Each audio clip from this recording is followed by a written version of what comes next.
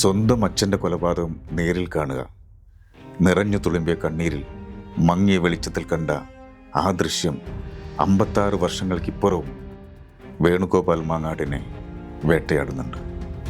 പാലക്കാട് കോങ്ങാട് നടന്ന കേരളത്തിലെ ആദ്യത്തെ നക്സൽ കൊലപാതകവും വലിയ ജയിൽ ചാട്ടവും ചർച്ചകളിൽ നിറയുമ്പോൾ കൊല്ലപ്പെട്ട നാരായണൻകുട്ടി നായരുടെ മകൻ വേണുഗോപാൽ 1970 മുതൽ അനുഭവിച്ച യാതനകൾ ഓർത്തെടുക്കുകയാണ്.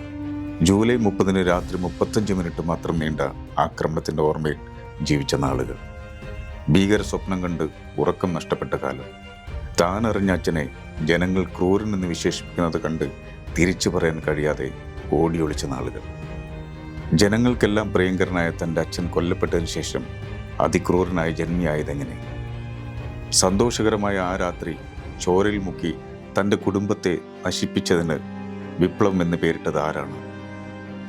56 വർഷത്തെ മൗനം വിടുകയാണ് വേണുഗോപാൽ മാങ്ങാട്.